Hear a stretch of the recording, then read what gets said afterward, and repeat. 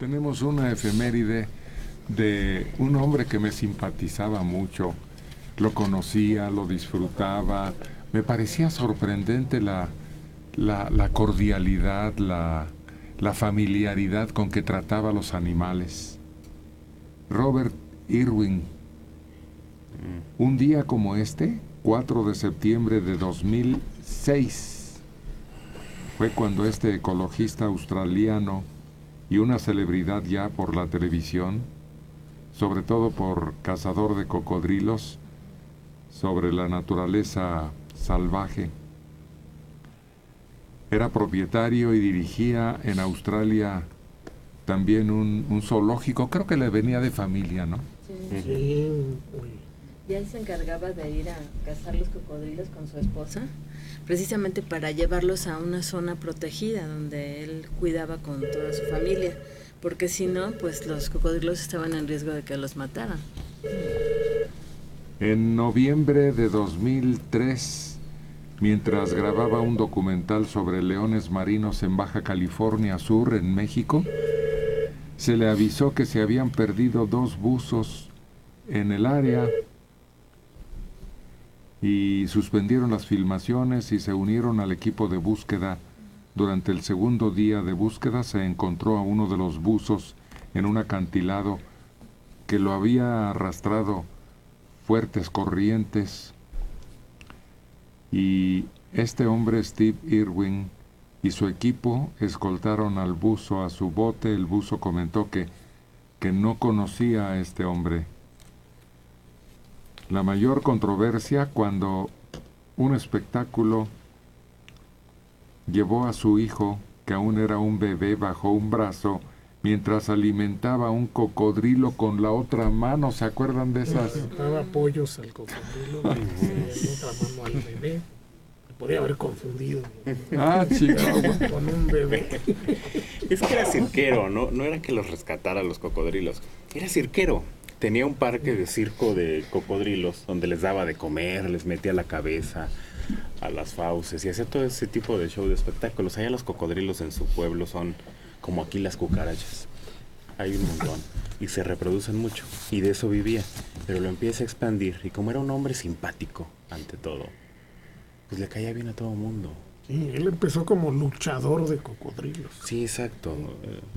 Más que para protegerlos era show. Pues la policía le reclamó y lo regañó y le dijo que no se repitiera.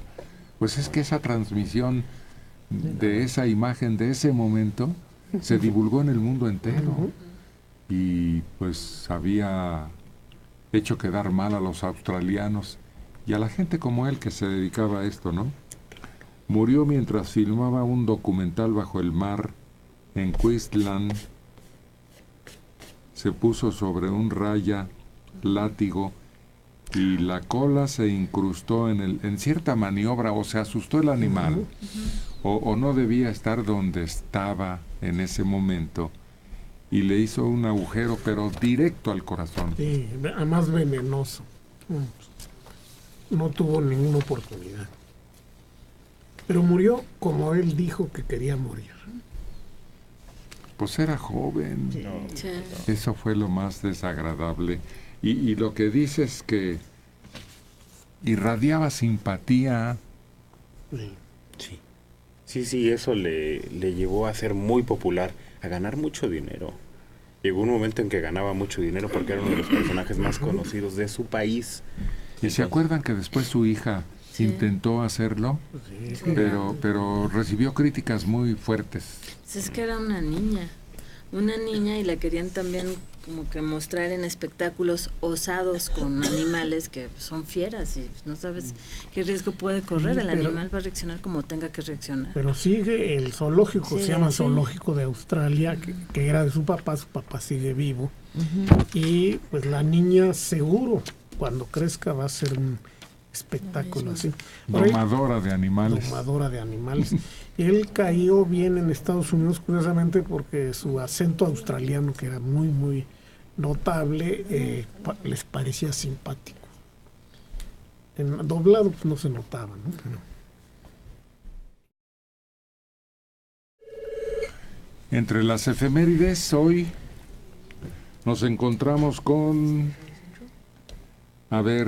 4 de septiembre del 78, muere María Conesa, la gatita blanca. Era española, se trasladó siendo una niña y también a los 8 años debutó con su hermana en una compañía teatral. Y después, ya adolescentes, se convirtieron en la atracción principal en Barcelona, en los teatros. ¿Cuál es su comentario?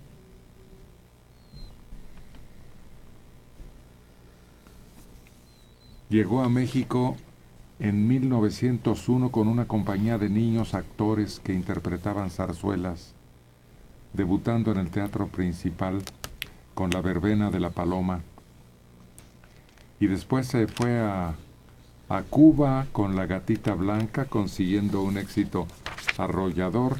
Pero esta mujer durante la Revolución fue como la Marilyn Monroe de su tiempo. Llegaban a México los revolucionarios y los teatros se llenaban. El anhelo largamente acariciado de los luchadores, por la mañana a la imagen del Tepeyac y por la noche al teatro a conocer a María Conesa. Fíjate qué contradicción tan extraña, ¿no? Qué dicotomía tan rara. Es que además interpretaba números muy pegajosos, ¿no? Entre vedette y un humor así cálido, jacarandoso, y además decían que era muy desafiante con los revolucionarios que la iban a ver, que incluso muchas mamás de personas que iban a ser fusiladas iban a abogar con ella por sus hijos para que ella convenciera a los revolucionarios de que les perdonaran la vida.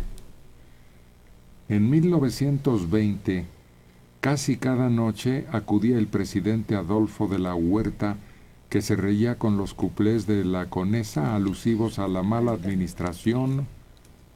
El teatro estrenaba zarzuelas o revistas españolas cada semana, y también había producción nacional en cuanto a revistas políticas, que incluso se les pagaba a los enemigos políticos de los gallones, les pagaban a los argumentistas para que se burlaran de ellos, pero a veces ellos mismos decían, oiga, inclúyame, ¿no?, ahí en su revista.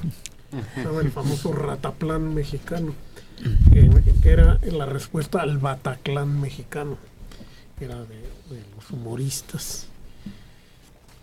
Cautivó no solo en la zarzuela o en la opereta, sino en esa serie revista musical mexicana que tanto auge tuvo. Se presentó más tarde en radio, televisión, centros nocturnos, filmó, y nosotros tuvimos el gusto, todavía a ustedes les tocó, ¿no?, verla por ahí. Sí. Que no perdía la gracia, a pesar de haber perdido ya la belleza. Levantaba la patita. Había perdido sobre todo la juventud. Yo la vi, si no mal recuerdo, en lo que ahora es Teatro de la Ciudad de México, en el Esperanza Iris. Lo vi la señora, ayer una señora de 70 y tantos, 80 años. Cantaba la canción esa, fue la única que me aprendí, en tiempos de don Porfirio de la Huerta, claro está. Y luego seguía con una serie de menciones a lo que estaba pasando en ese momento en el país, pero a la vez bailaba una especie de cancán y le daba vueltas a una pierna, luego le daba vueltas a la otra. A esa edad, uno salía de 1 hora de estarla viendo, 2 horas de estarla viendo, y salía uno todo encogido y adolorido, y la señora era capaz de bailar durante esa hora. Pero decía en tiempos de don Adolfo, de la Huerta, sí. claro está. Sí, porque ya era la época de los Adolfos. Aquí ¿Qué dijiste Porfirio? Sí, fue eso exactamente. Por eso hacía la aclaración de la Huerta. No, porque si no mal recuerdo ya está. ¿Qué dijiste Porfirio? ¿Dije Porfirio? En tiempos de don Porfirio. Pobre Porfirio, no sé ni quién sea. La contrataba el gobierno del DF. ¿Se acuerdan que presentaban espectáculos dominicales en distintos diferentes- escenarios al aire libre? Sí, en diferentes jardines había ya perfectamente adaptados los teatros al aire libre. Ahí me tocó verla. Ofelia Medina hizo una serie para televisión que se llamaba Toda una vida, en donde precisamente era la vida de María Conesa. Y pasan varios de los números que en su momento interpretó María Conesa. Y Enrique Alonso guardó todo su vestuario y repertorio. Eran muy amigos. Tuvo un hijo, ¿no? Pues sí. De destino trágico, creo. Ella era propietaria de unas casitas hechas en tándem, todas igualitas, ahí en la Monterrey. colonia Roma. ¿Cómo se llama la calle? En Monterrey, la calle de Monterrey. Monterrey.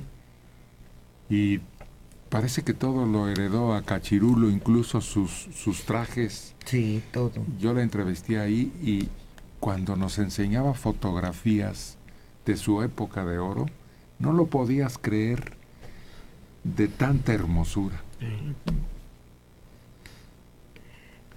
Y los que fueron jóvenes, o por lo menos el que yo conocí que fue joven a principios de siglo, era una admiración.